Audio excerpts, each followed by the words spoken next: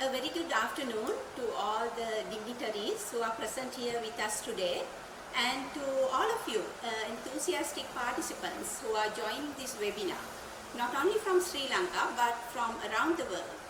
On behalf of Vimansa Initiative, let me warmly welcome all of you to our very timely webinar on the most iconic development coming up in Colombo, the Asia's newest landscape. I'm Deepthi Pereira from Vimansa Initiative, the organizers of this webinar, and I will be your host today. Vimansa Initiative is a newly established think tank with a global outlook. We are a policy development and advocacy group promoting a dialogue on sustainable and inclusive development. Our inaugural webinar held in last February attracted a large number of participants from around the world, and today we can see the same kind of excitement, and we are delighted that Vimansa was able to achieve this within such a short time. It is our great honor to have with us today a very distinguished and exceptional lineup of speakers to enlighten us about the journey of Asia's newest landscape becoming a reality under the aegis of the Colombo Port City Commission. We are extremely grateful to all of them for sparing their valuable time to make presentations at this webinar. Before we start the webinar, I just want to clarify about few formalities. We have planned to have a Q&A session at the end of the webinar. However, due to the very busy schedule of our keynote speaker, we will have a short Q&A session after the first presentation. We invite all of you to actively participate in this webinar by sending your questions for the presenters through the chat window, which is accessible to all of you right now. Without further ado, let me introduce our renowned keynote speaker to take us through the journey from conceptualization to realization of Sri Lanka's iconic development. He is one of the busiest professionals in the country, with an unprecedented career, working with many presidents and prime ministers, cutting across the party lines. With his exceptional experience in policy development and implementation, he played a prominent role in the Colombo Port City development from the stage of conceptualization to the current state of development. Let me warmly welcome none other than the Secretary to His Excellency, the President of Sri Lanka, Dr. P.B. Jayasundara. Dr. Jayasundara, you may start your... Good afternoon. Good afternoon. Thank you very much for warm remarks. And also let me congratulate Vimansa for a very rapid expansion in last 6-7 months from its inception. And also let me thank Vimansa to organize this important event and inviting me to share some of my thoughts on the topic of conceptualization to realization of Colombo Port City. As you may recall, this conceptualization is based on a 2005 presidential election to which President Mahinda Rajapaksa sought a mandate. It was his brainchild, is what we are seeing now as a Colombo Port City. When he assumed office in 2005 December, many people never thought this is a very serious proposal, as country was in the midst of a prolonged conflict. However, while he focused on the conflict resolution strategies, President Rajapaksa also appointed his key officials to work on his development program to create a new Sri Lanka. he appointed Dr. Priyat Bandhu, a very young engineer, as a chairman of Sri Lanka Port Authority, and one of his tasks was to conceptualize the engineering aspects of Colombo Port City. He also appointed a young engineer called Mr. Ranjit Premasiri as Secretary Transport, and these two officials worked very hard in the background to get this process going. Fortunately, Sri Lanka saw an end to the 30-year-long conflict in 2009, and by that time, most of these initiatives has also begun to see the light of the day. Since then, the government of President Mahinda Rajapaksa worked on this line of thoughts, and Port City conceptualization became a reality. It was in the same time country embarked on a massive infrastructure development in the line of a Silk Road development that the President Mahinda Rajapaksa has recognized, and at the same time it became the Belt and Road Initiative of the present President of China, People's Republic of China, President Xi Jinping. Two ideologies, two wavelengths in exploring Asia's development was seen eye to eye, and in the eye of President Xi Jinping's arrival to Sri Lanka in 2013, the foundation was laid to begin the port city. So two leaders started the port city on that basis. Since then, successive government up until President Gotabaya Rajapaksa took office in November 2009 had committed to develop the port city, and hence it is every government has accepted the need and the necessity of this landmark development in this country. Now, President Gotabaya Rajapaksa gave utmost priority to start from where it has been and move to fast track. And though the land has been reclaimed with some delays, there has not been a legal framework to get the port city into a completely independent economic hub in this country. So as a result, he requested the Prime Minister to appoint the committee, and I am glad President Council Nihal Jayawardena, who sat in this committee to formulate this legal framework in consultation with several eminent lawyers in this country, and subsequently to get the feedback from the massive resource base available in country's Attorney General Department, and we have now seen a new legal framework has evolved. This legal framework is essentially based on a concept of Greater Colombo Economic Commission that Sri Lanka had in 1977 to set up economic zones, and also based on some experience in running some successful economic zones in the country. It was also done having regard to our constitutional framework and also the laws of the land, which need to be recognized in this kind of new development model. The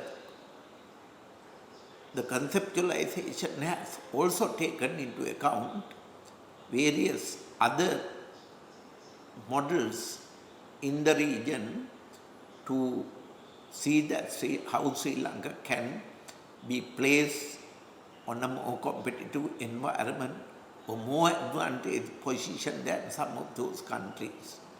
This is how the legislation was framed, and I am sure President Council, who is a member of this panel, will explain how the legal framework and its relevance to this new city. We have followed a due process.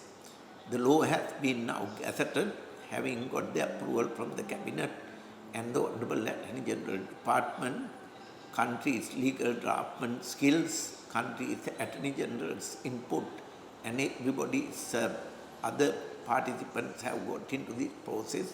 It's fairly a large involved process, and now it will be scheduled to place before Parliament by third week of this month, and after the due process of obtaining the observation of the Supreme Court, the legislation will be taken up in the Parliament for debate. And I hope and expect that this legislation will be a reality by the end of this month. So in other words, today we can see there is a reclaimed land which is basically going to be the landmass for the new economic zones, and we also now see the filling missing gap that was the legal framework to create a new economic development zone in this country. We have designated this legislation as Colombo Port City Economic Commission. Commission will be independent. The objective of the commission is essentially to be a one-stop investment center for investors. It is also a concept that has been basically recognized for a certainty in investments. Certainty is very much, in my view, is there because it is not one particular government has got involved in this process. 3 successive governments has got involved in this process, verified its relevance. It has gone through the country's environmental impact assessment and also the value addition to this nation from developing a new landscape.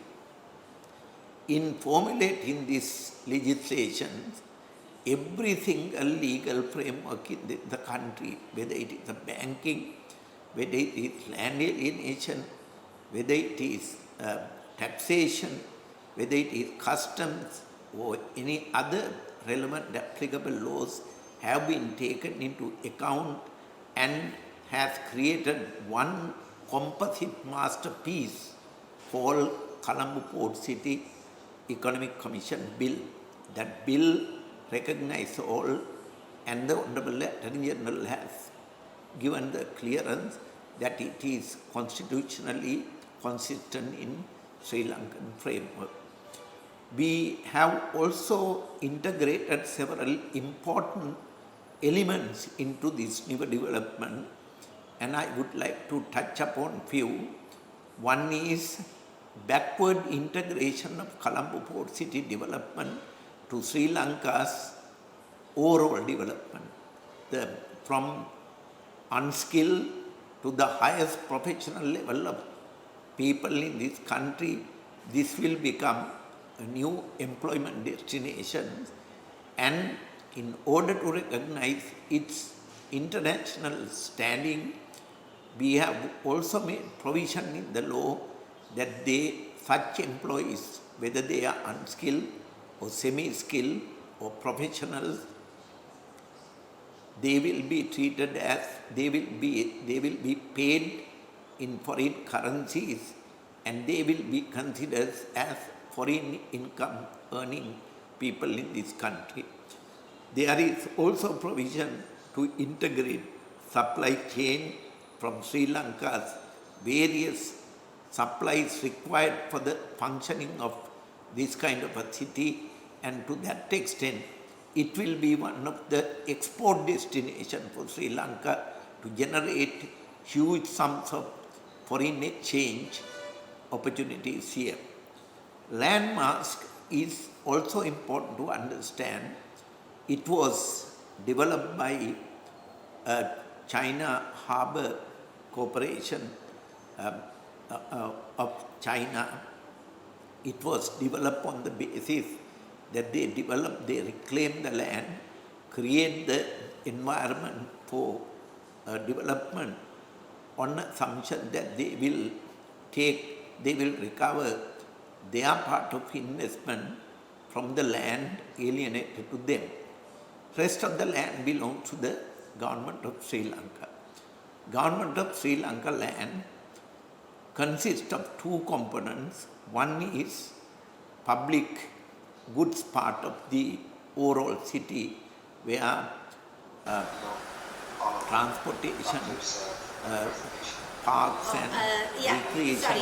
Thank you very much. I think my mic was on mute. Sorry about that. Thank you very much, Dr. Jayasundara, for sparing your valuable time today to be with us and to join this webinar. Thank you very much once again. And we already have very interesting questions coming up, and I hope you can have time to take couple of them. Yes. Okay. So here is a very interesting question from Sain B, asking, please give a detailed explanation on dollarization of Port City, advantages and disadvantages of such arrangement. And the commission will have chairman and board of directors with international reputations, and we will be advertising internationally to seek the required personnel for this landmark event. And I hope this legislation will place Sri Lanka on a global map as the most attractive investment destination in Asia, parallel with the emerging Asian development priorities in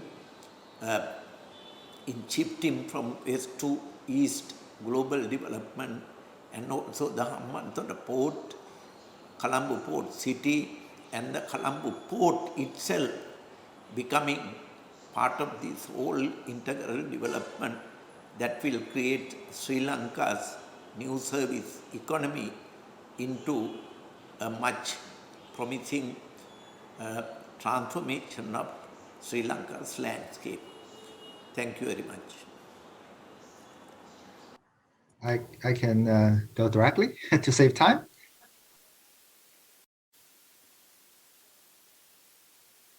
If you're busy now, maybe I can just follow the doctor's presentation. Oh,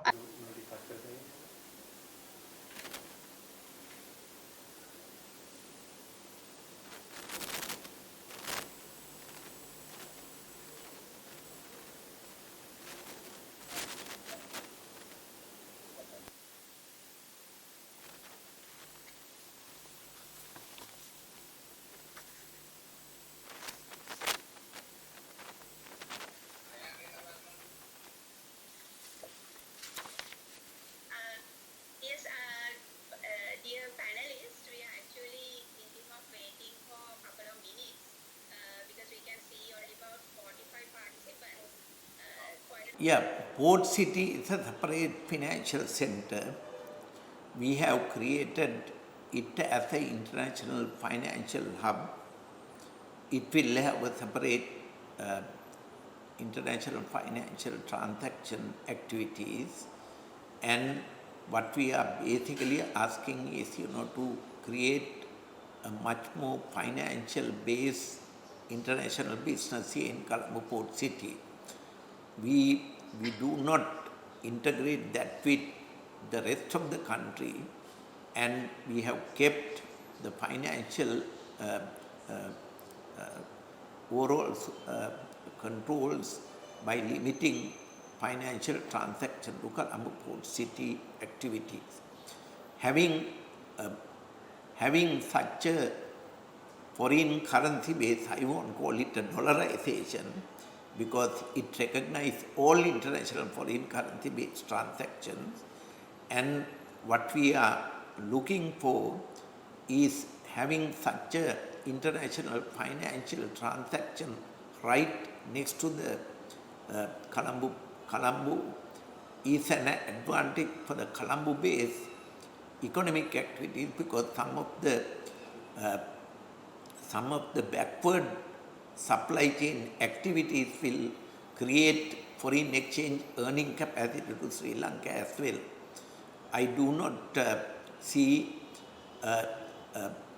much of a risk, and probably at the latter stage, probably a much more greater financial integration could be a welcome initiative. But the early stage, these two are two separate centers, but it will be essentially Sri Lanka's international financial center that will help the country's development as well. Okay, thank you, Dr. Jayasundara.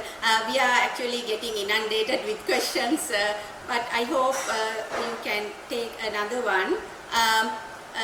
This is Kapila Karunaratna from Abu Dhabi asking, number one, what are the plans for offshore financial institutions to operate in Port City as free zone type operations?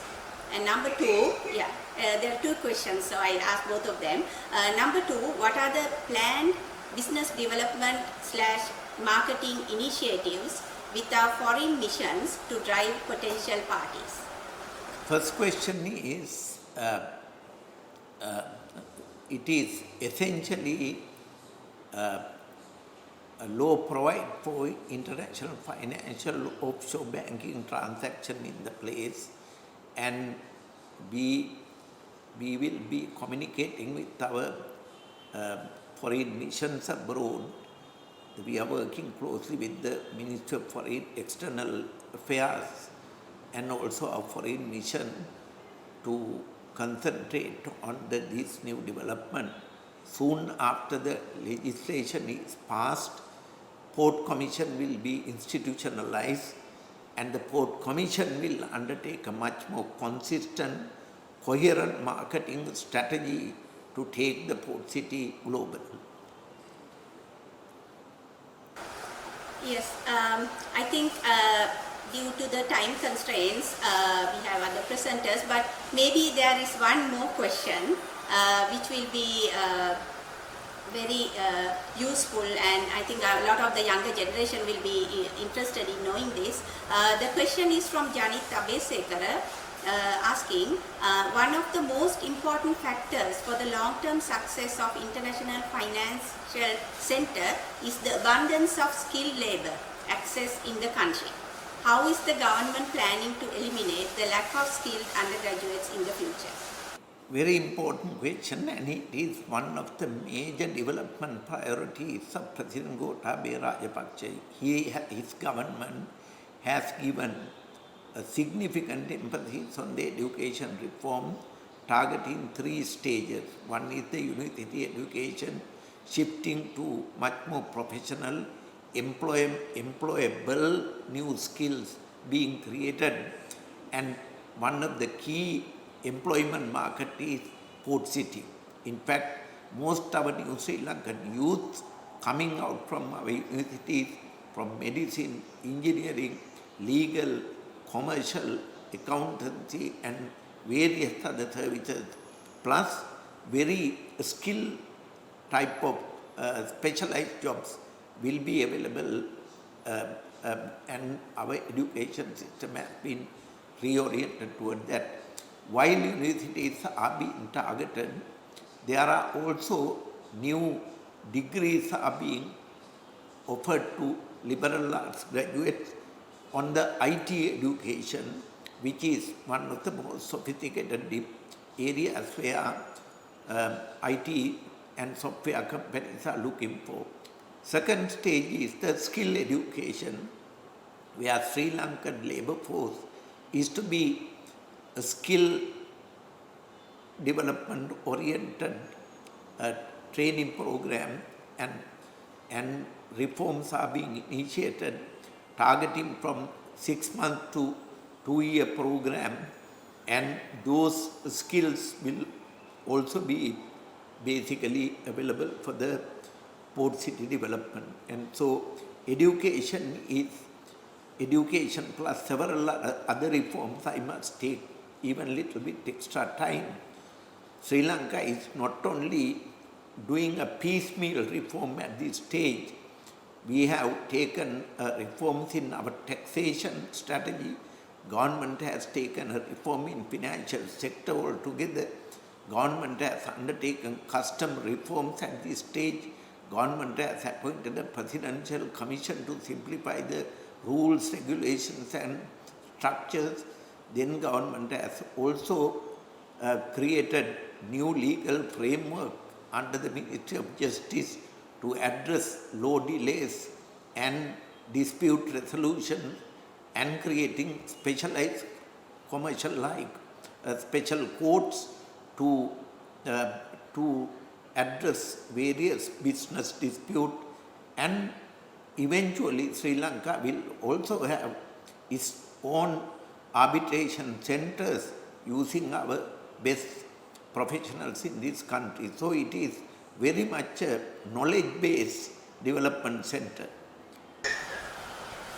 Yes, Dr. Jayasundara, just one more question from one of our foreign participants, from David Lee. He's asking two questions, so I just ask both of them together. From an interested foreign investor's perspective, I see there is little encouragement for the local private sectors to join the investment and development activities within the port city. Example, local companies would not be allowed to invest in Lankan rupees other than purchasing land. What's the consideration behind this lawmaking? And he's also asking, it seems that local banks will not be allowed to lend foreign currencies to facilitate the development of the port city. Would they be allowed to lend Lankan rupees in this regard? No, I think we have to consider the development in Sri Lanka and port city as two separate issues in the early stage when it comes to the financial market.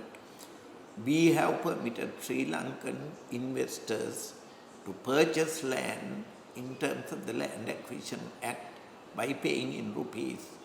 But Sri Lankans are also encouraged to tie up with their foreign participants to raise funds abroad, debt to equity, to supplement the country's port city development activities. In the meantime, Sri Lanka also needs to develop its own foreign exchange market. We are looking at a much more lower trade deficit by diversifying our exports, moving towards more competitive imports, and also to address our port-related IT and other service earnings, and various tourism will take to at least another 1 year to fully recover.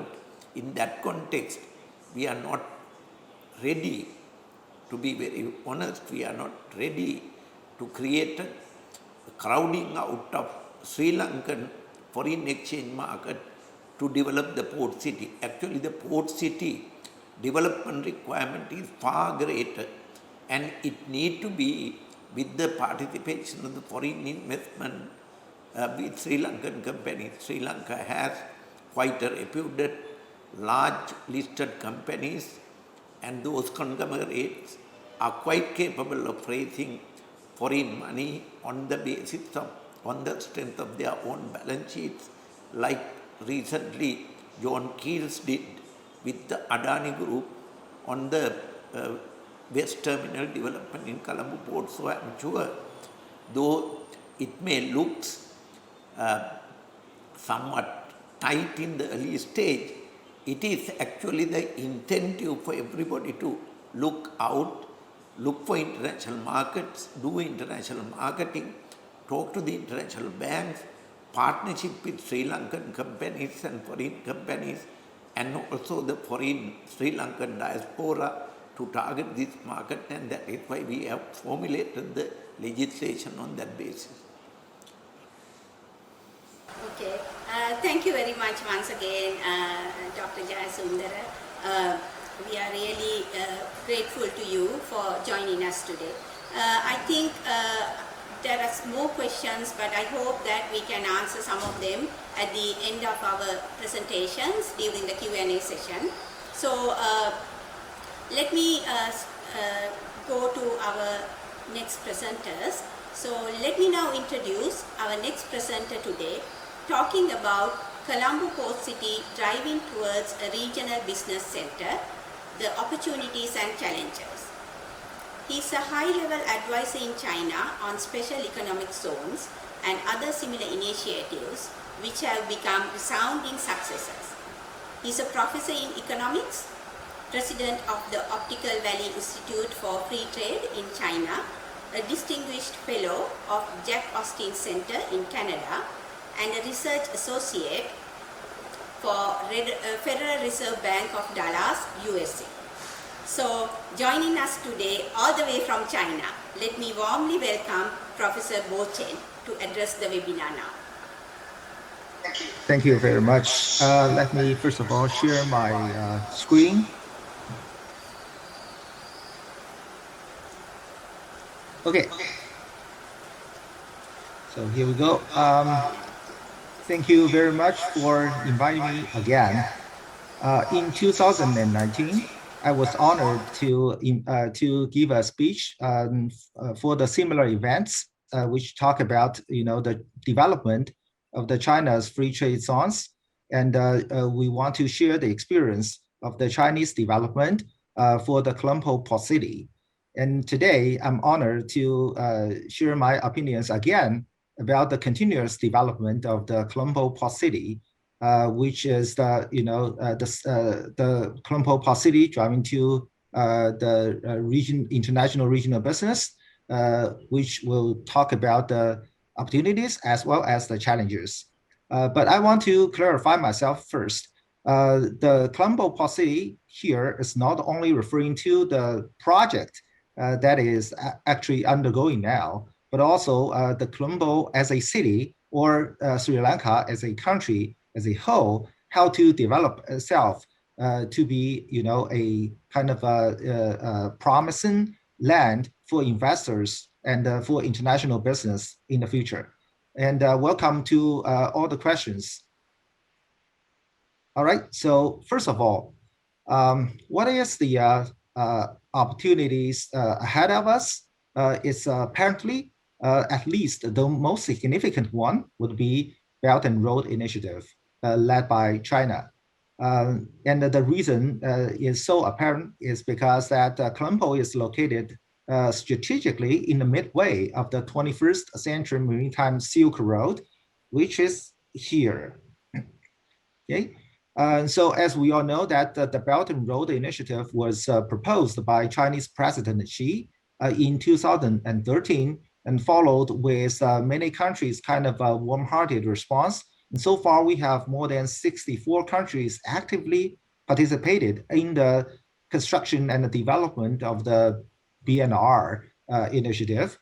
And as you can see from this figure, from this picture, Colombo is located in in a strategic position in the maritime Silk Road. And with the very fast development of the BRI, we can easily tell that Colombo will enjoy the big potential in trade, FDI, and international business in the near future.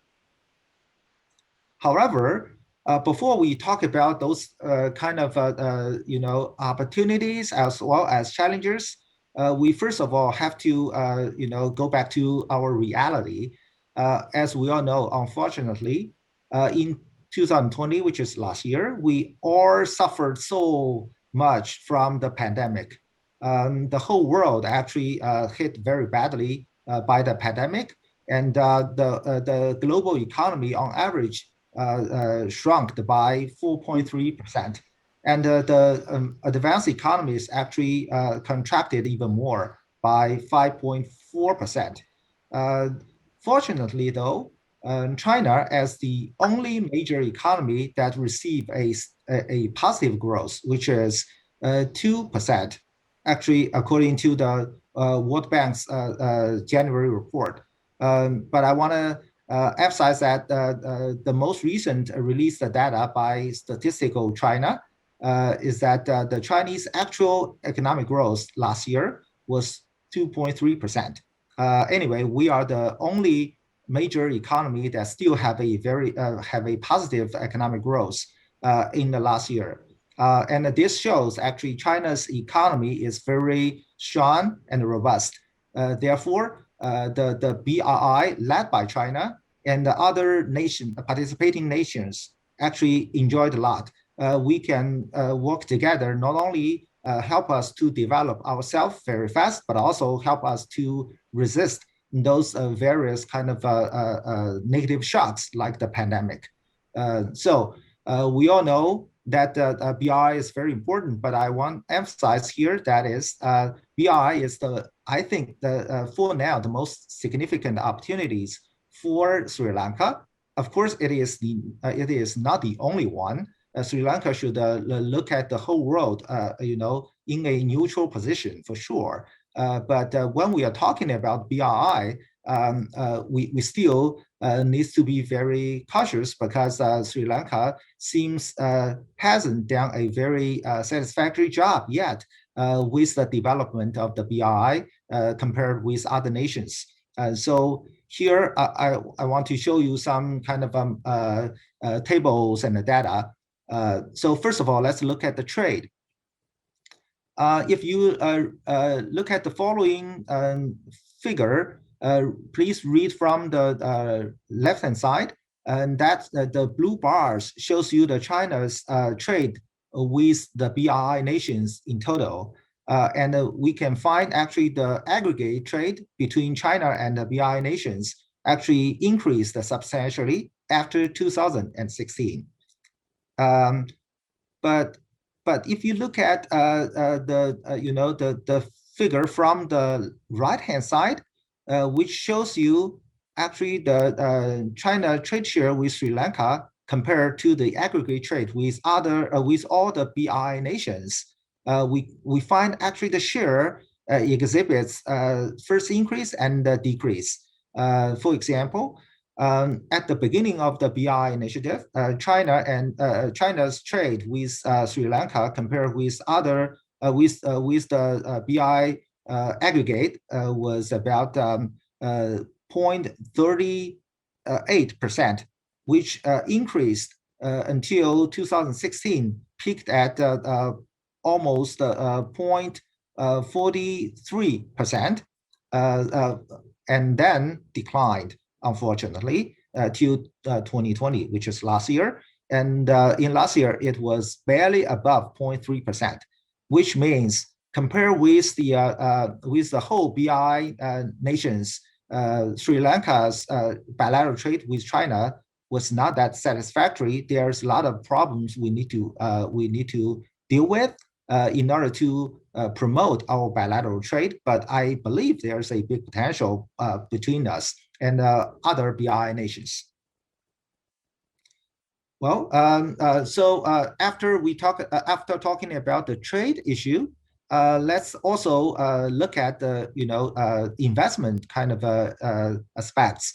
As we all know that China is the most advanced countries with the capacity of infrastructure construction. So a lot of countries actually work together with China on the infrastructure development. So Chinese firms sign a lot of contractual projects, infrastructure projects with other countries, especially the BRI nations. Here I give you a table, shows you the number, the top 10 nations which received the most Chinese investment projects between 2014 to 2019. The reason why I excluded 2020 was because of the pandemic. The pandemic actually sees a lot of potential projects. So based on the 14 to 19, 6 years kind of investment records, we find from this table that the Chinese infrastructure investment on those projects are mainly concentrated on Southeast Asia, like Indonesia, Malaysia, and the South Asian nations like Bangladesh, Pakistan. And the total value of the contractual projects in these top 10 countries amounted for 59% of the Chinese total amount of the contractual projects in the 64 BRI nations. But when we look at the data for Sri Lanka, it's actually ranked the 20th. It's fine, but not outstanding. Considering that Sri Lanka is located geographically and a strategically very important place, I think Sri Lanka's attractions to the Chinese investors on the infrastructure projects are still has a big potential. And so far, we got about $15 billion kind of investment projects. But I think compared with the economic size, compared with the geographical positions and the strategic positions, Sri Lanka deserve to have more such kind of projects. And we also know that China is the world largest manufacturing country. We got a nickname called World Factory. So China has a huge capacity on manufacture. Due to the Chinese economic upgrading and the structural change, a lot of Chinese manufacturing capacities are now moving outwards. We are investing a lot, outsourcing our production capacities. And so we built a lot of industrial parks in other nations, particularly in those Belt and Road countries. And we find, for example, Indonesia still on the top, receive 9 industrial parks invested by or established by the Chinese investors, followed by Russia 8, Cambodia 7, Laos and Vietnam respectively have 5 industrial parks. And Sri Lanka is here. Sri Lanka only has 1, which is located in Hambantota port. This one in Sri Lanka is the so-called diversified comprehensive kind of industrial park. Part of the areas are developed for processing and manufacturing, and part of the area developed for business logistics. Even though Sri Lanka's GDP size cannot be comparable with Indonesia or Russia, but it is quite comparable with Cambodia and Laos. Considering we have very similar economic size and we have strategic importance, just one industrial park actually shows that there are still a lot of job we can do to promote the bilateral investment, especially to promote the Sri Lanka's attraction on developing the manufacturing investment or manufacturing sector. All right, so having said this, my suggestions are the following 6 fronts. The first is that Sri Lanka, especially Colombo, needs to make more international commitments on external liberalization. For example, to join high-quality agreements on free trade and investment, like, for example, RCEP, the Regional Comprehensive Economic Partnership. Even though RCEP currently only includes Asia Pacific nations, however, at the beginning stage of the RCEP negotiation, India was invited as well. So that means RCEP is open to South Asian nations. So I think it is a good start for Colombo for Sri Lanka to consider. The second is Colombo can explore the geo-economic advantages, like to develop offshore trade, offshore R&D, following the example of Shannon Free Trade Zone in Ireland, with the attraction of the low tax and the high market efficiency, which I think Mr. Secretary to President has already mentioned a lot. So I will not talk more on this front. And the third suggestion is that we can develop modern logistics systems. I mean, not only the hardware like infrastructure, but also the software like information system, efficient and transparent government administration. And the good paradigm is Singapore. Well, and my fourth suggestion is to develop our high-end manufacturing sector as well. I know it is easy to say than do. Most of the developing countries are emphasizing on developing their manufacturing sector, especially for Sri Lanka. In South Asia, we have India, we have Bangladesh, which are focused on manufacturing as well. So we need to find a way to differentiate our path of manufacturing. Okay, so my suggestion is we should consider the development on reparation and the reproduction for equipments and the luxury goods, considering the consumption patterns of the developing nations and the emerging economies in Southeast Asia and China. We have a huge demand on the reparation and reproduction for equipments and luxury goods. And also, I suggest Colombo to grasp the opportunity on digital economy. We should not only consider ourselves to develop, our harbor for exchange of the goods, but also to develop ourselves as a digital harbor or data harbor for the globe. For example, cloud data center, e-business data exchange center, etc. I think Colombo and Sri Lanka has a very unique opportunities here because, first of all, it is a politically neutral country in history, got this reputation. Secondly, its legal system is sound compared with other developing countries. And the third, it is using English as the official language, which is quite useful in international business.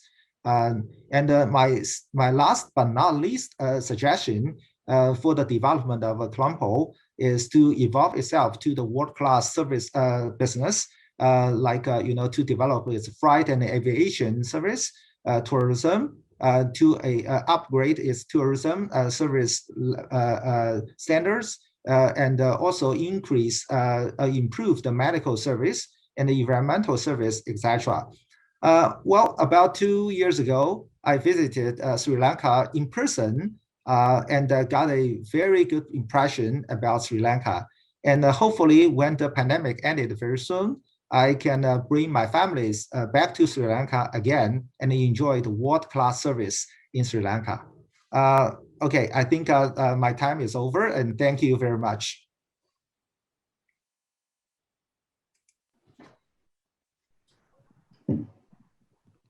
Yeah. Thank you very much, Professor Bo Cheng, for your valuable contribution and for being associated with working in Sri Lanka at a time like this when Sri Lanka needs the expertise of people of your caliber.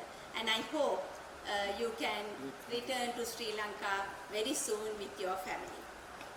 Yeah, thank you. Okay, so let me introduce our next presenter today to tell us about the most important and highly anticipated topic currently, legal and regulatory structures of international standing. He is Sri Lanka's prominent legal luminary and, as I understand, has made a very important contribution towards formulating the legal framework for the Colombo Port City Commission. He has served in the committee appointed to review the proposed law governing the special economic zone of the Colombo Port City and participated in the process of finalizing the draft act.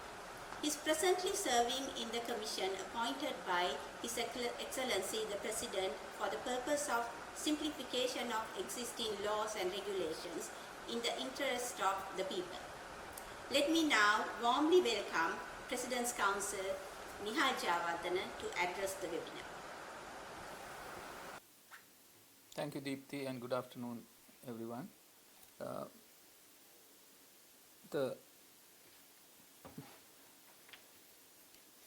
The law is considered as one of the most essential marketing tools of this special economic zone, which has been designed and as discussed before me by the two eminent speakers this afternoon. Now, this law had to be drafted, or law has been evolving, and there has been certain policy changes at the time of the law being drafted. There was a draft that was done by some other experts at the beginning, and we had the privilege of reviewing that draft and conceptualizing it on the present day need, which was to be at one time considered to be a financial center, international financial center, which was changed to be Port City Special Economic Zone, which is a fairly broad-based unit than what was initially expected. So the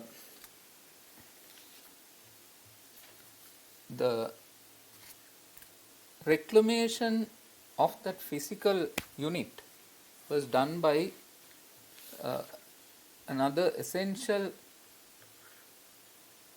participant in this exercise, by Czech Port City Colombo Private Limited, which is considered as the project company, and the land reclamation part has been almost completed, and it is now in the phase that the physical development of the reclaimed land is to be carried out. Now, for this, this would involve the active participation of the investors, who are supposed to be the most important segment that should get involved, and in order to get them involved in this exercise, we need a tool which can be used also as a marketing tool, and that is the purpose with which this act had to be formulated. So the act in the bill form has been gazetted, and it will be presented in the Parliament very soon. And I would very briefly discuss some of the features that has been taken into account in formulating this piece of legislation. As I mentioned, there was this project company which got involved in the physical development of the landmass, and they would also get involved in some of the developments that are envisaged. And the most important body that would regulate this special economic zone would be the Colombo Port City Commission. The Colombo Port City Commission would be a 7-member commission which would be appointed by the president. Amongst best individuals who would suit to hold such positions, who have the expertise in the required areas, selected nationally and internationally. The law also should give a message as to why the investor should come to Sri Lanka and this Colombo Port City, and with that in mind we designed this piece of legislation. The Colombo Port City Commission, the basic concept is not something alien to us, as discussed by I think Dr. Jayasundara at the beginning. We had similar laws like the Board of Investment Law, and we had experiences as to how this kind of a thing should be operated to the optimum possible level. So with that in mind, we wanted to make this regulator the main facilitator of the activities that are going to be taken place at this unit which is called the Port City Economic Center. So in order to do that, we thought the prime duty of the regulator, the regulating body, the commission, should be to facilitate investment and the special economic zone activity without any hindrance in a very regular manner, without on a level playing field for all investors and all who would make use of this opportunity to take part in the business activities that are going to take place in this business center. So with that in mind, the commission has been designed, and it has been given wide powers which are discussed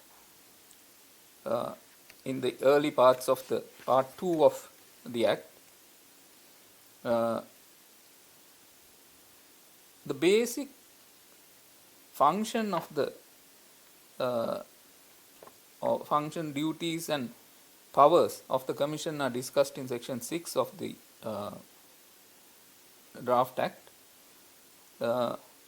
and these have been done for the furtherance of national interest or the interest of the advancement of the national economy. So these are the basic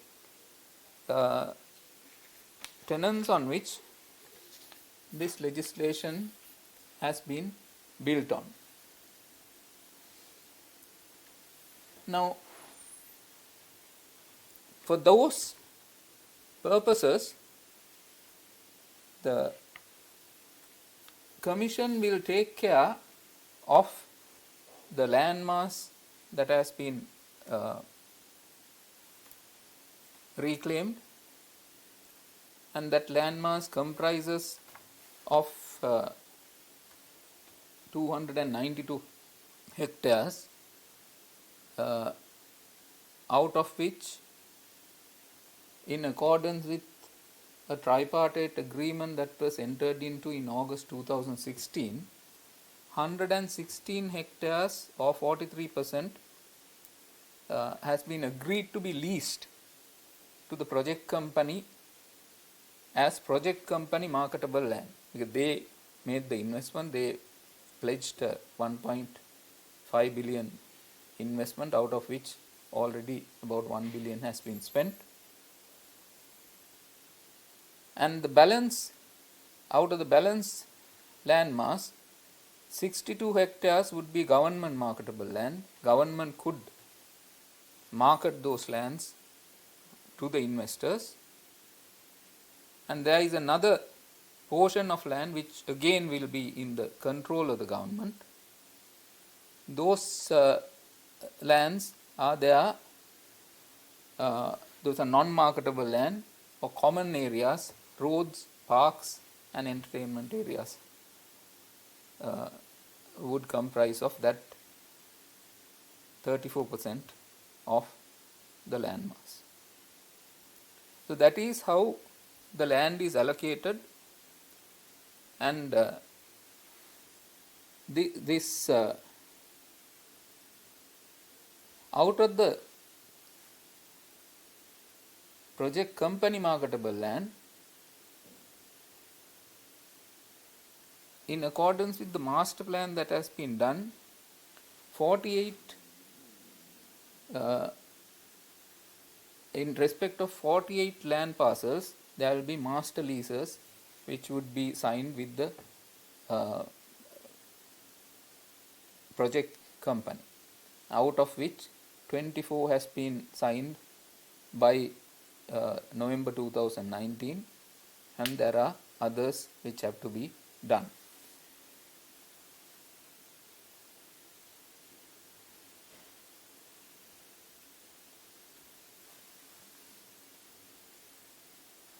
The land that was reclaimed was initially declared as state land, which was subsequently vested with the UDA. And with the coming into force of this act, the land that was vested with the UDA would be vested by operation of law with the Commission. And of course, in order to regularize, on the request of the Honorable Attorney General, those the vesting with the UDA would be officially revoked, and then the President would vest the lands with the Commission once the law comes into operation. So the leases that were done with the UDA would, by operation of law, will be deemed to be land that will be vested with the Commission, and the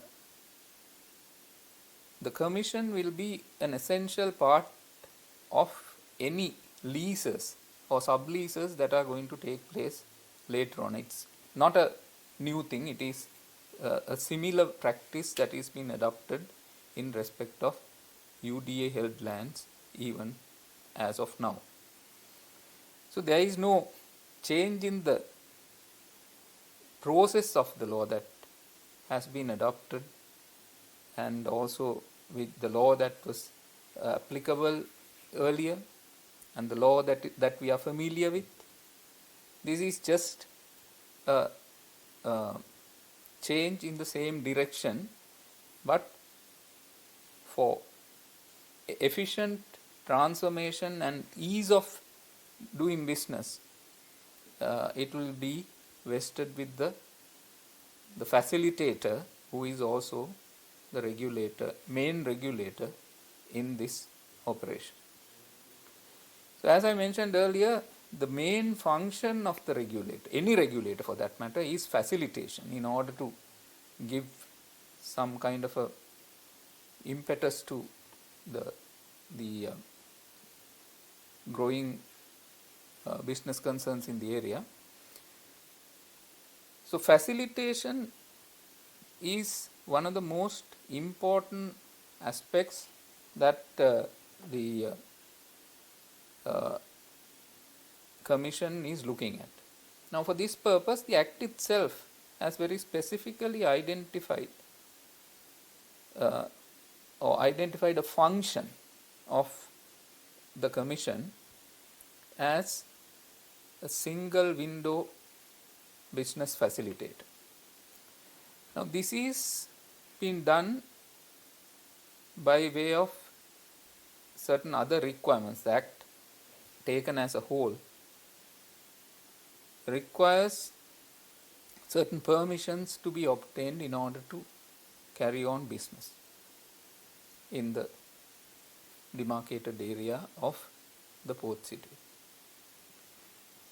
Now, for a company to operate in the port city area, the company should also obtain a registration as an offshore business. Now, for the purposes of operations, the law deems the operations that are carried out within the precincts of the port city as offshore operations. That's again not a new concept to our law. This is there very clearly in the Companies Act number 7 of 2007. The same provisions that were there in, I believe, part 9 of the Companies Act have been brought into part 7 of the proposed legislation, and the identical provisions, almost a mirror image of what is there in in part 9 of the Companies Act relating to offshore companies, has been brought in to the proposed act as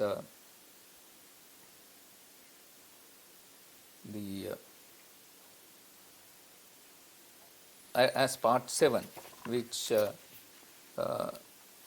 requires the companies which are operating within that zone to be registered as offshore companies by the Registrar of Companies. So there are so many other regulatory authorities which operate or which will have a specific function to perform in respect of the businesses that would operate within this zone.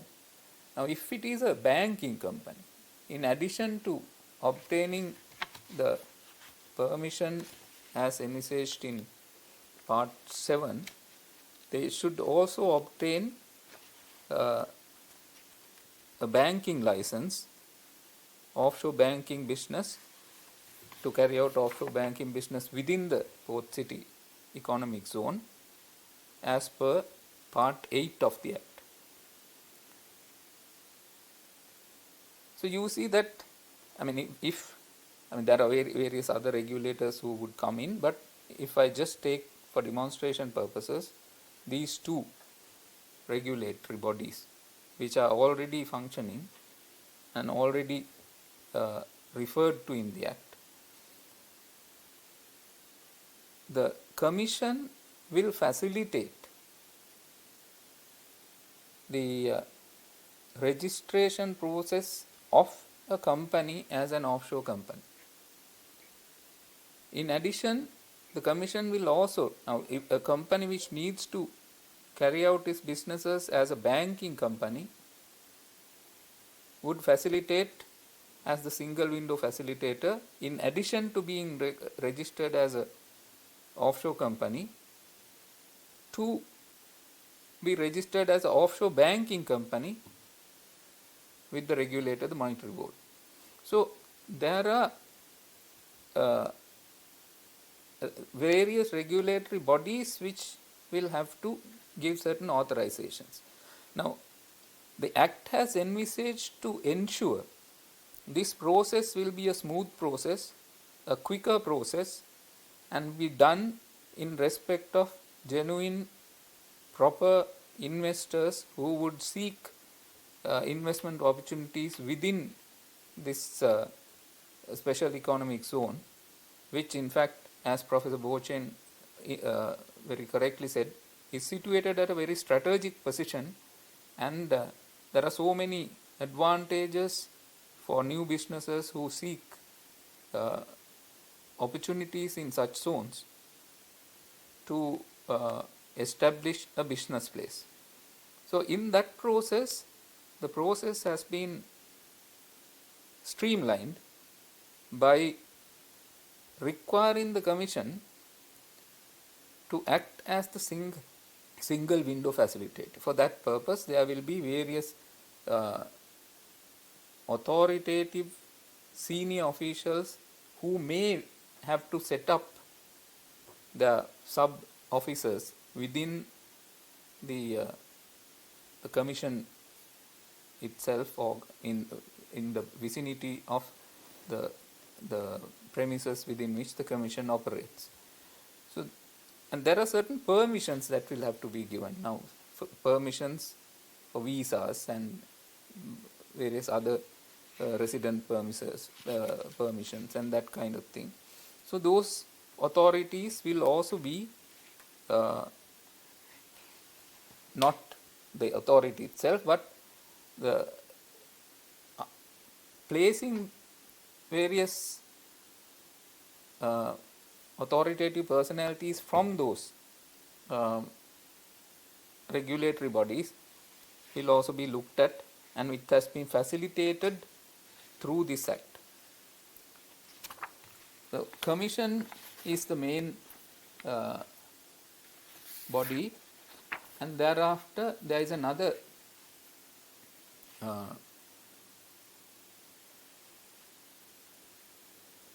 guarantee company established under the Companies Act, which would be doing the estate management of the Colombo Port City, and that would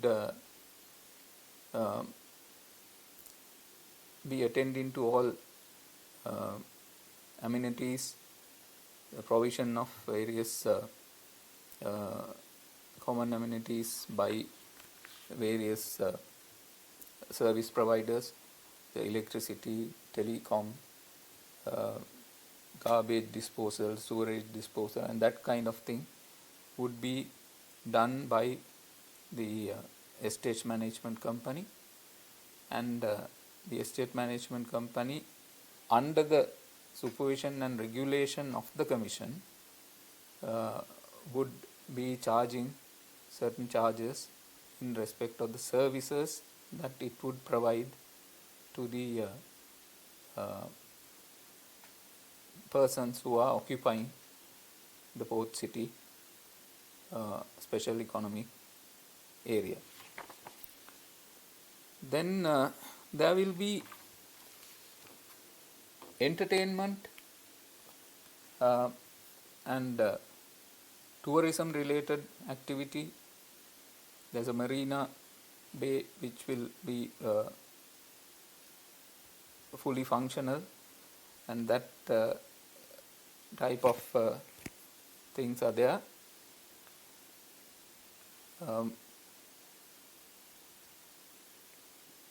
Then there will be development regulations within the port city, even the development of the buildings and the infrastructure.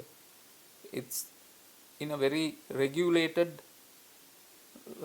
manner, and those have been done, and regulations would be made on the recommendations of the Commission by the President, which would be gazetted and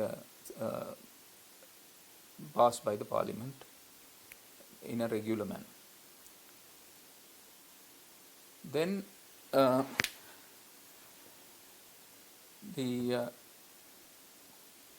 is the ability to occupy condominiums, purchase condominium properties in accordance with initially with the until the Commission sets regulations with regard to the condominium purchases.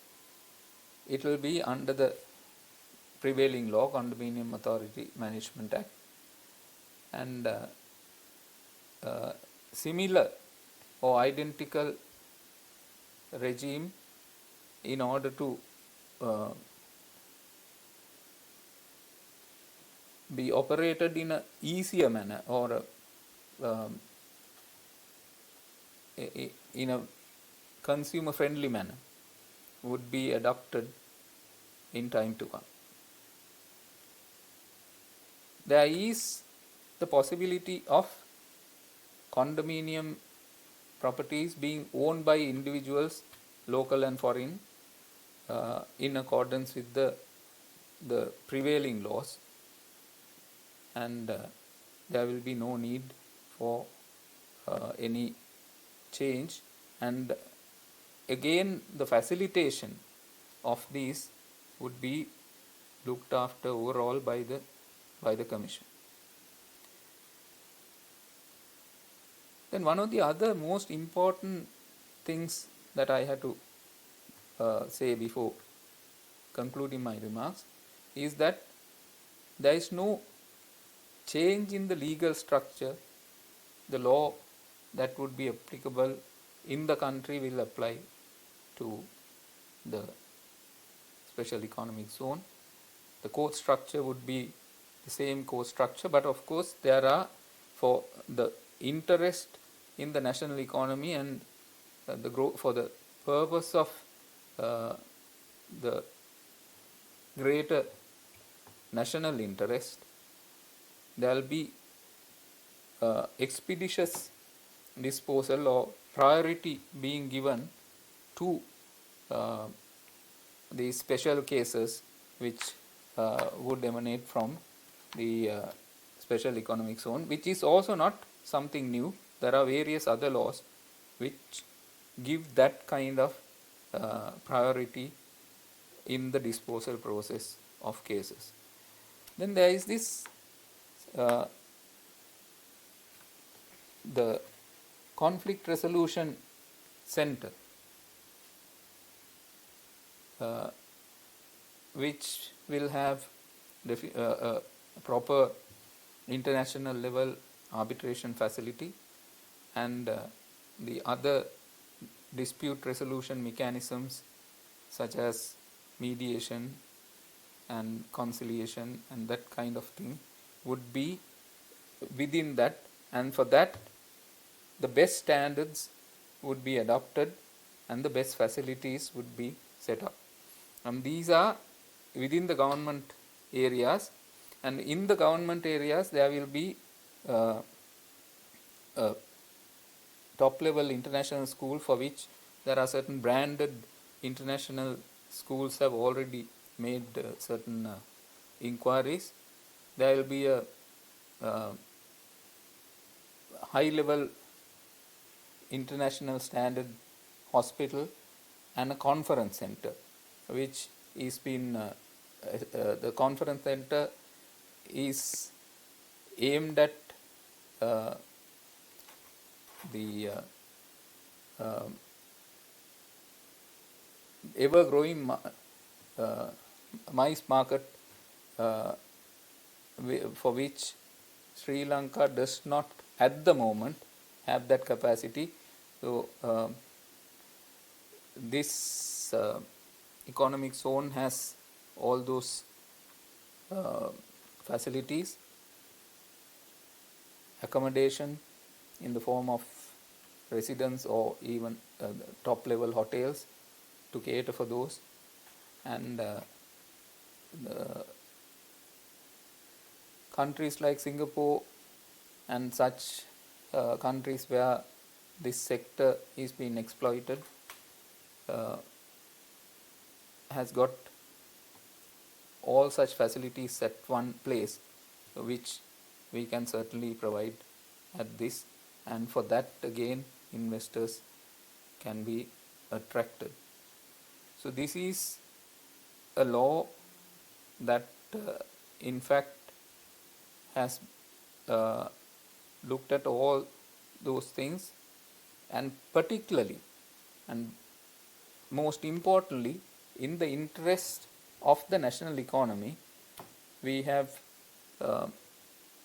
formulated this law to be to be as much simple as possible, and also to use this law as a not as a reference law but as one legislative instrument so that it will facilitate even a person who looks at it from outside, a potential investor, and would be easy for him to decide as to why he should invest in the Colombo Port City Economic Zone.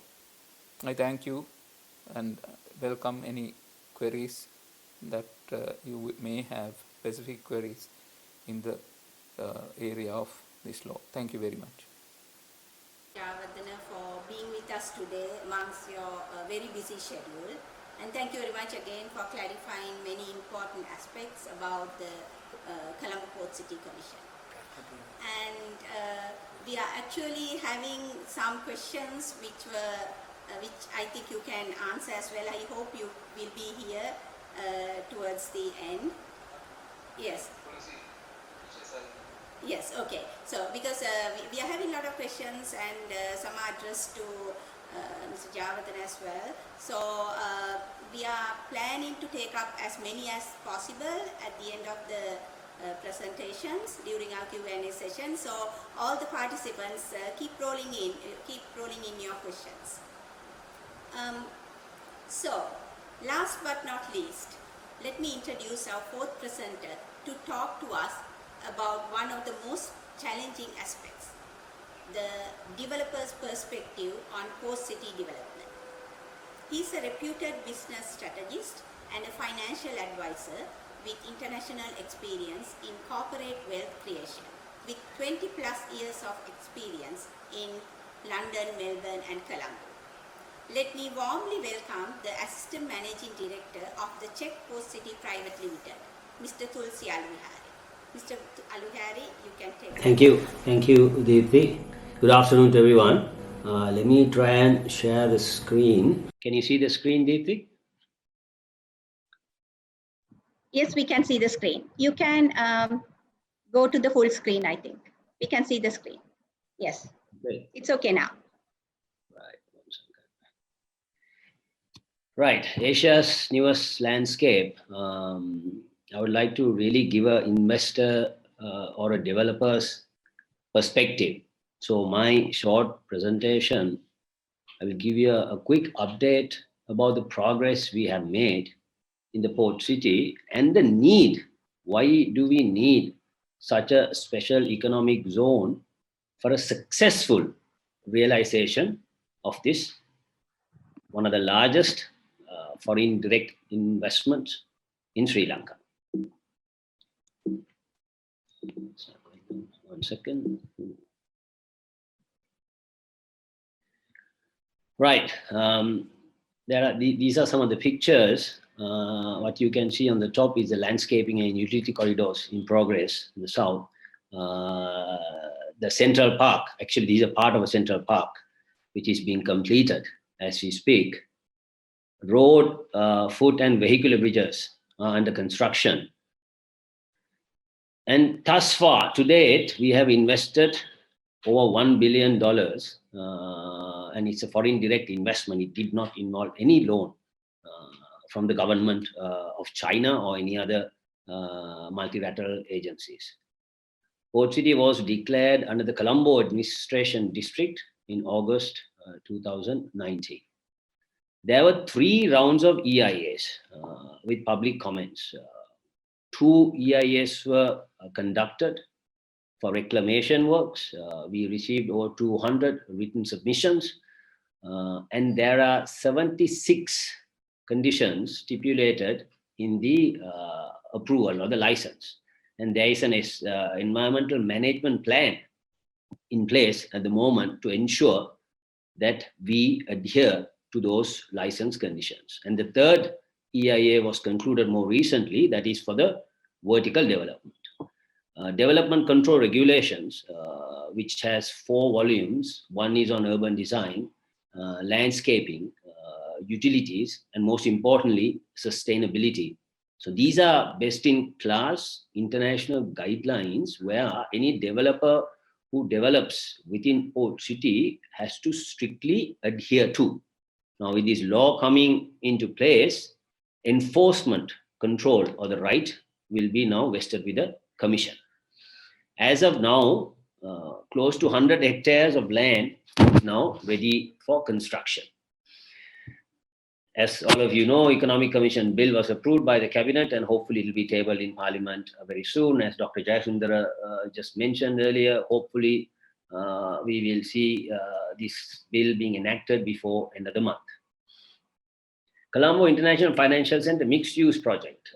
In addition to the billion invested on the reclamation and related utility works, we have, the project company also have come forward with a further investment about $1 billion to kickstart vertical development. The conceptual designs originally was done by SOM out of US and now is being relooked at by Callison RTKL. And we hope to break ground on that first landmark development in the second half of this year. And a transitionary downtown duty-free store will also be ready before end of the year. Some timelines on the infrastructure. So by mid this year, we hope to complete the bridges, the roadways, and the boulevard. Water and sewage before end of this year. Landscaping again before end of the year. And by mid next year, June 2022, all utility connections to the boundary of each plot on phase 1 will be completed. Now, whilst we do these utility connections or the infrastructure development, bringing Port City to life is quite crucial. So last year in September, an aqua golf range was duly opened by the Prime Minister. Before end of this year, you will see a first downtown duty-free in Port City, and the beach and parks will be ready for public. It will be open for public before end of this year, and some other leisure activities that we have planned to bring Port City to life.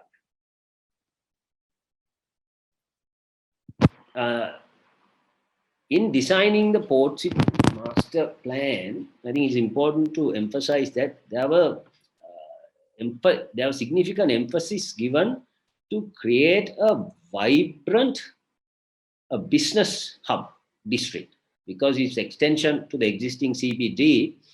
So the master plan was devised in a manner that phase 1, which consists of about 40 plots of the total 74 plots, is very much tilted or geared towards attracting investments for commercial spaces.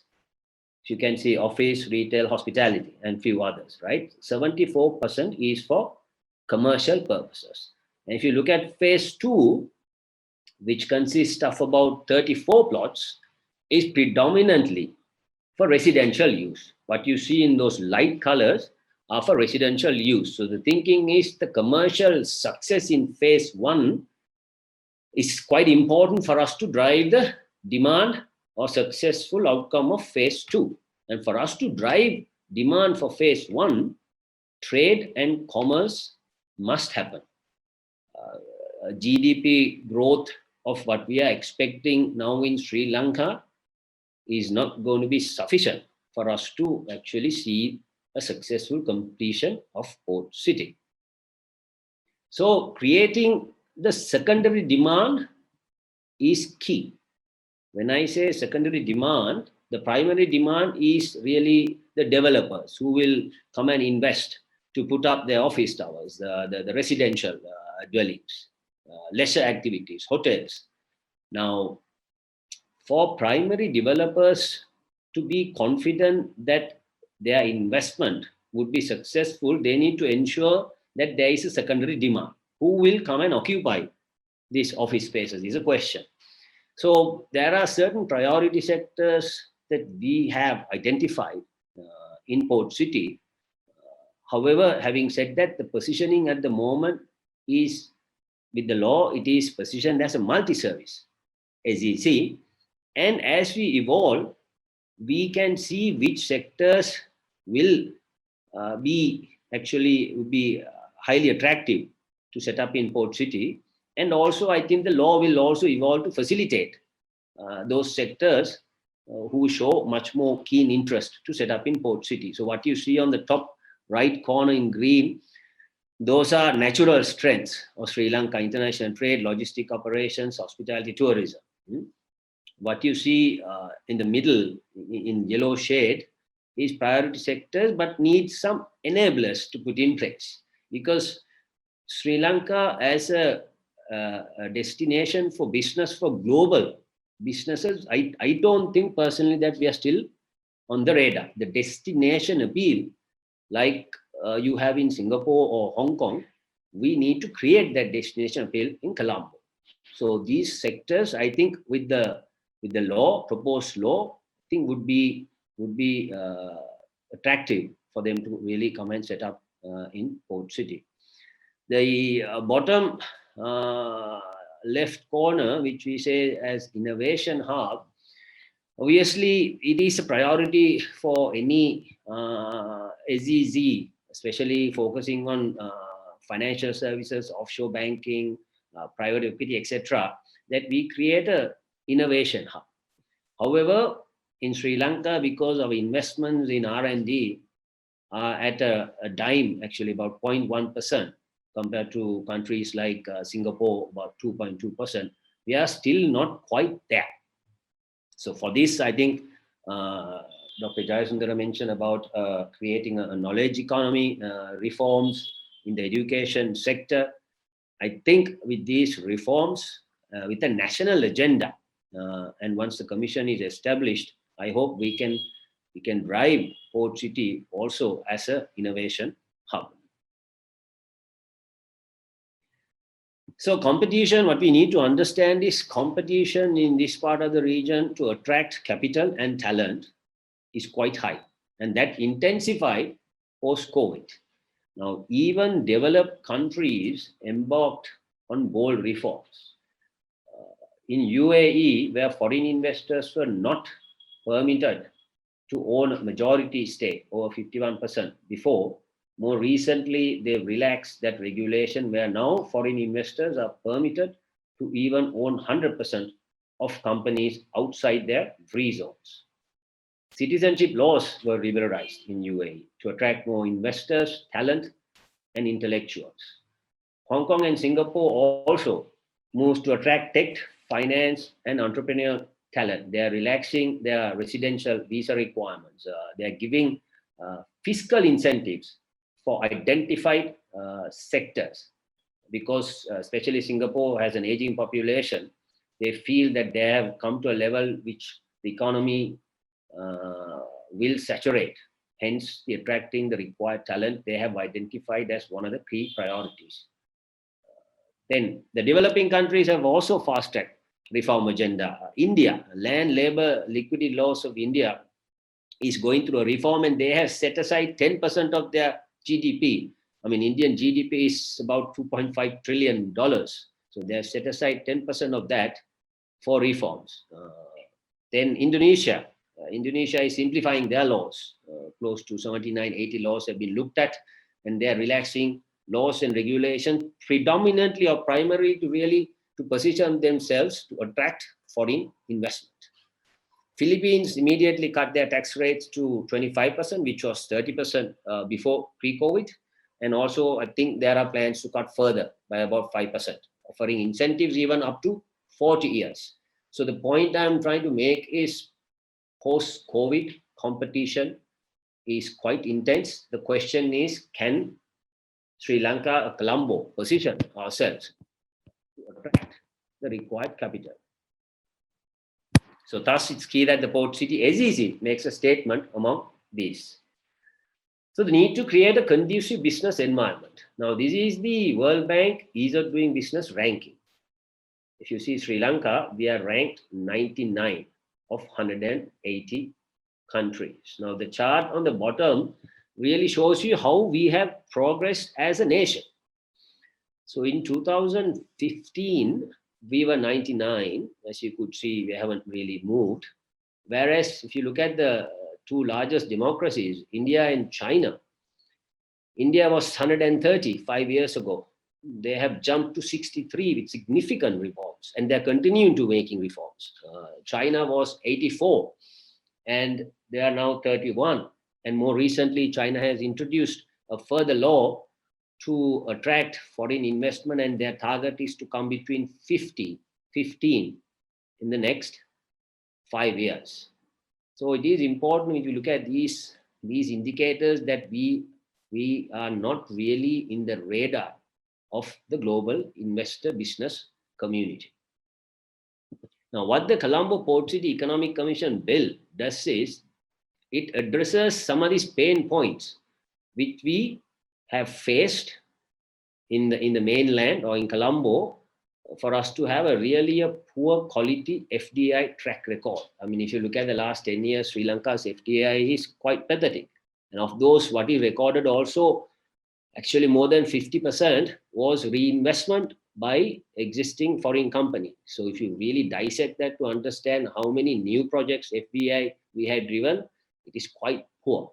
So what this law does is it addresses certain pain points. So starting a business, construction permits, getting electricity, registering a property through the single window facilitator, which is the commission.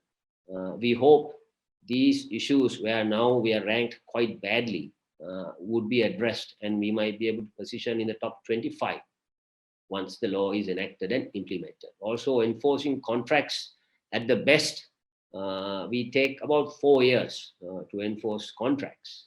And in this law, there's a clause that an authorized person which is allowed to operate within Port City have to apply for a license from the commission, and that license will have a provision that when there is any dispute arising doing business in Port City, that this needs to be referred to the International Commercial Dispute Resolution Center before it is referred to the courts.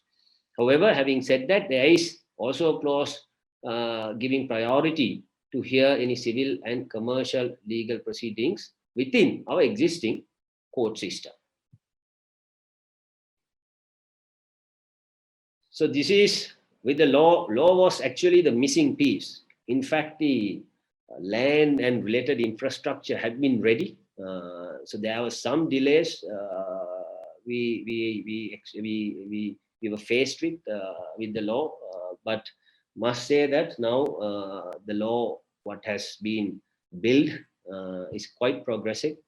So the 5-year strategic plan for us is we have identified about 20 plots, mostly located adjacent to the existing CBD as pilot projects. And we want to kickstart those and drive the demand. So this includes pure office to mixed use development.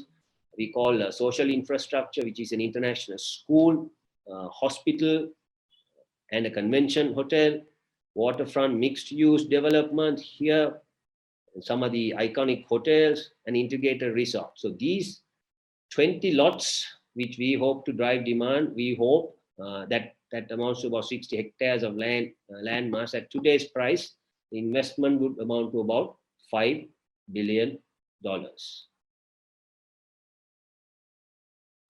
So this is our rollout strategy. So collaborations with industry associations to attract secondary demand is quite key. I mentioned, I think, associating with chambers and any other organizations with links to overseas chambers is quite important.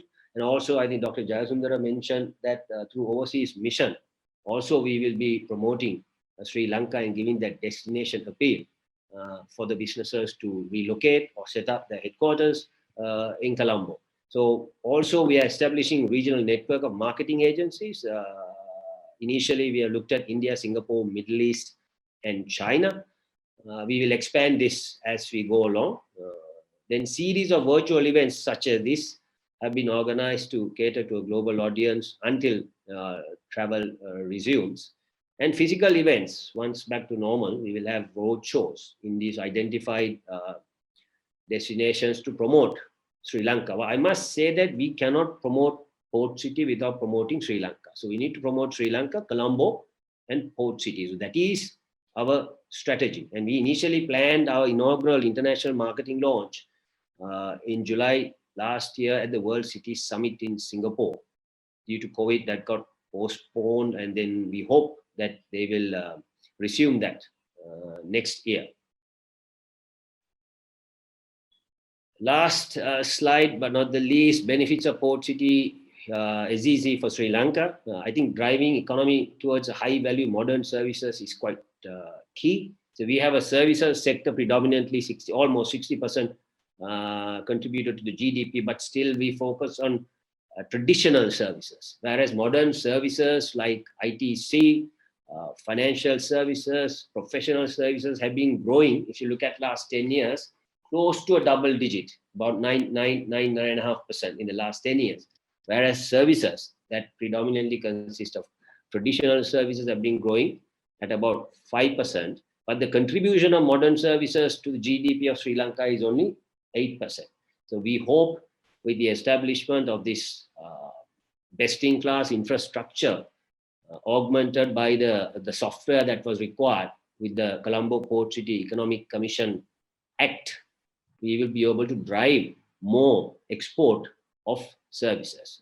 130 plus in direct jobs would be created. I think one of the biggest issues Sri Lanka is currently facing is the brain drain. About close to 100,000 skilled workers emigrate every year. Of that 100,000, about 25,000 are professionals who leave Sri Lanka for better economic opportunity. And creating that better economic opportunity next door, we hope that the brain drain will also be arrested somewhat. Boost local construction material supplies. I think Dr. Jayasundara touched upon the supply chain. So once the port city during construction and operational, they will source their supplies from the mainland. And for those supplies, they will pay in any foreign currency. So it is an export for Colombo and rest of Sri Lanka to Port City, and the much needed inward foreign remittances will flow into the country. 15 billion is the investment value at today's cost to complete the construction of Port City according to the master plan that was agreed. Of that, we expect about 9.5, 10 billion. I think since Mr. Alvihare has almost finished his presentation, maybe I think we can start with the Q&A session. I think, I hope that all the other panelists are here to answer the questions, and the participants are also here because we are going to start the Q&A session now. And we will try to, I think I can see Mr. Alvihare is connected. Okay, right, yeah, I hope you can finish, yes. At what point did I come out? I'm not sure. I think you were on your last slide, Mr. Alvihare. Last slide again. On your last slide. No, your screen is not shared yet. Yeah, one second.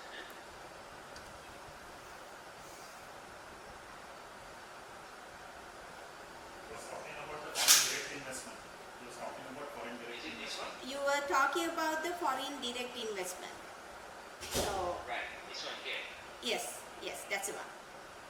Right.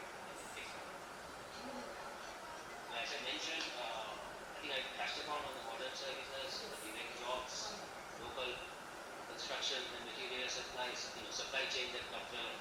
Jayasundara was talking about, because it's an export from mainland Port City and paid in dollars. Then at today's cost, to complete the development of Port City, at today's cost, the investment value is about 1 billion at the master plan from the master plan. They entice the return of non-resident Sri Lankans. As you know, there are many non-resident or Sri Lankans living overseas who will return to their country should pay the right economic effort, basically livability as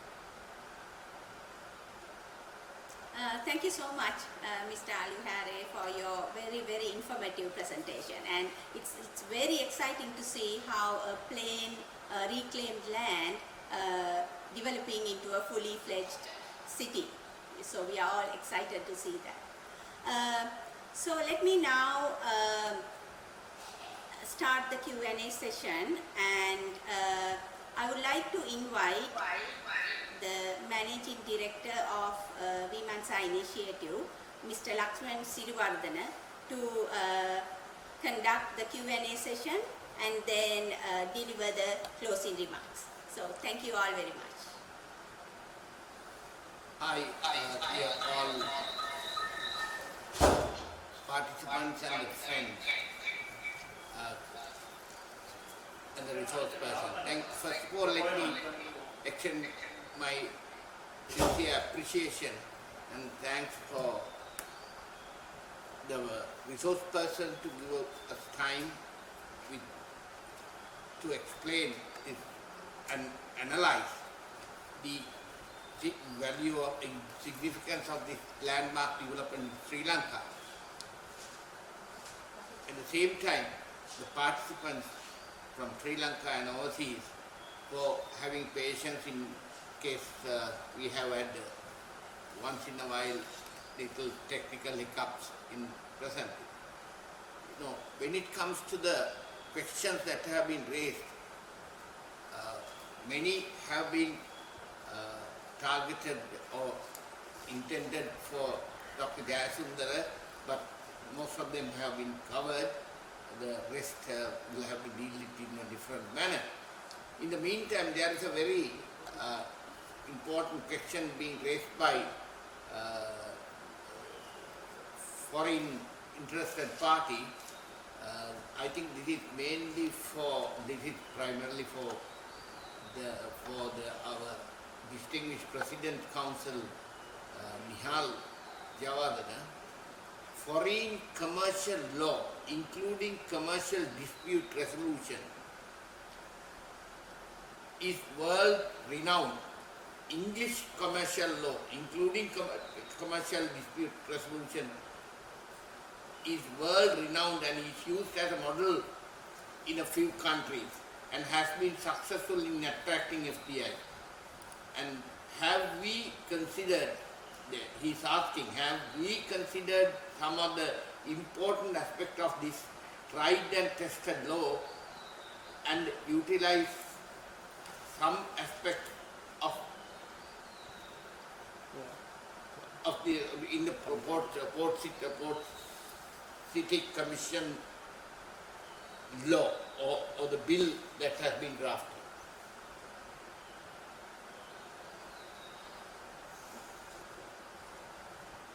You got it? To answer your question, I would say that we have a very good legal system with regard to the dispute resolution, particularly the Arbitration Act that is prevalent in Sri Lanka. If not for certain practical reasons why it has not been a successful tool for dispute resolutions internally, the Act itself provides a very sound legal framework for dispute resolution. It's based on the ICSID model and which is internationally well known. And what we lack right now is a arbitration center with the international level facilities, which is going to be set up, which has been designed, which has been planned, and everything has been done. So it's a matter for any international party to make use of that. This can be a center not only for arbitrations that will emanate from within the port city or from Sri Lanka, elsewhere in Sri Lanka. I mean, I would say port city is the special economic city that is to be created by this act. It is within a certain geographical location, and within that there will be businesses set up, and to create a existing market for this dispute resolution procedures, the law has included a compulsory provision where employment contracts plus the other contracts that the Commission would enter into with the investors to have a dispute resolution clause which requires the using of arbitration as a tool. So the arbitration center can be used for that purpose within the business area itself. In addition, if greater facilities are provided, which is what is going to be, arbitrations that emanate elsewhere in Sri Lanka can be forwarded to the arbitration center within the port city. And since this is to be developed as an international arbitration center, it would also attract not only the two types of things that I mentioned, that is, ones which come up within the port city, ones which come up outside the port city within Sri Lanka, and most importantly, this can be used as an international arbitration center to which various others could bring in their disputes for resolution. So it will be a center which will bring in a lot of foreign income through the operations of an efficient state-of-the-art arbitration center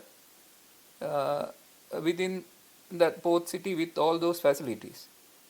And especially during this COVID period, there are so many arbitrations that are being conducted through Zoom and that kind of utilizing technology. So the technology can be used in this kind of a state-of-the-art dispute resolution center, which will again bring in very many users of international nature. So I think it is well documented in the law itself, plus infrastructure and other arrangements have been made. So I think that the person who raised this question does not have to worry anything about it, and that those have been addressed not only in the law, and the other facilities also have been provided and planned for. Right, thank you. I suppose that issue was very well addressed by the President Council, Mr. Nihal Jayawardena.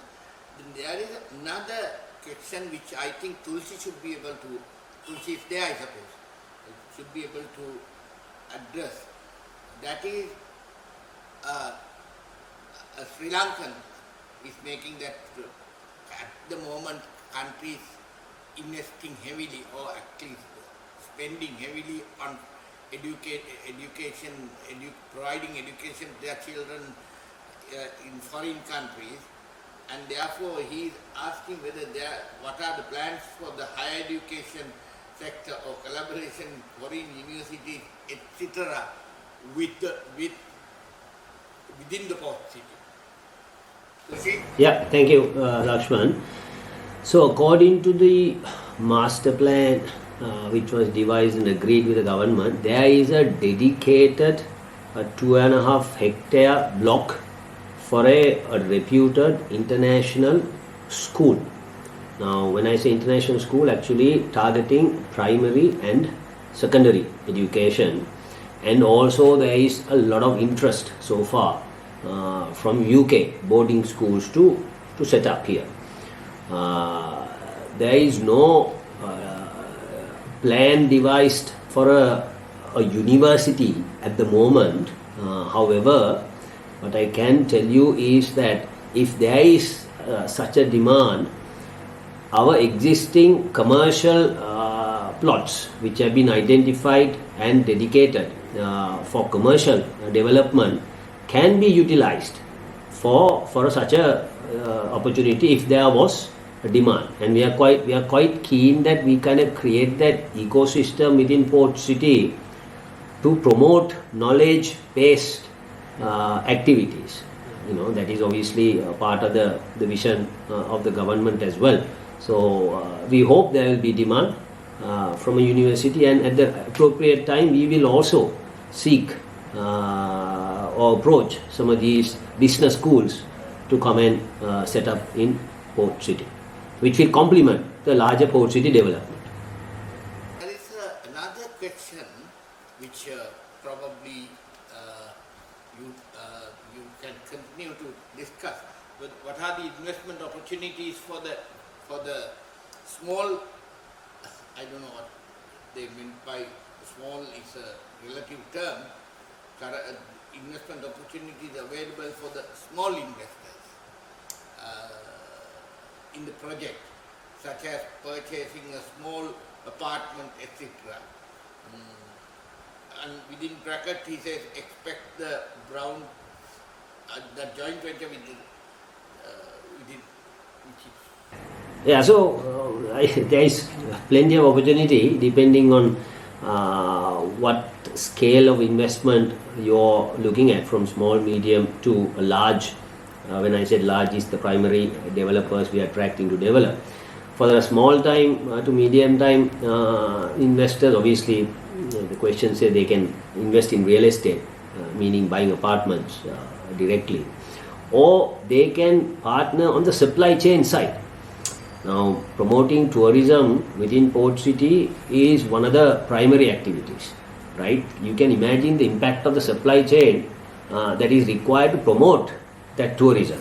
So, depending on what sector or what his speciality is, I'm sure there's plenty of opportunity either to directly invest in Port City or be part of the supply chain requirement of Port City. Now, looking at the Colombo Port City project today, and with this legislation coming in, think about a project that has been suspended for more than 1.5 years for reason of best known to the leaders at that time. Still coming out of such a challenge and proceeding to become a reality in the near future is a great achievement. At the same time, therefore, the Vimansa initiative, that is our think tank, we are thinking of going ahead with another program in a couple of months' time on the environmental aspect, green development aspect of this Port City, connecting to the green aspect of the Belt and Road Initiative as well. In the meantime, as my concluding remarks, I would like to mention to get the attention of the resource persons as well as the participants that we are planning to have two more. One is on the general economy, the trend of the general economy, that will be done as a single webinar, single medium webinar with the Sri Lanka, one of the most respected and distinguished person will be presenting. It's a kind of solo single presentation on the economy, with hopefully with the participation of certain local chambers of commerce and industry and captains of industries. The other webinar that we are targeting is again a single medium. These are probably for the first time.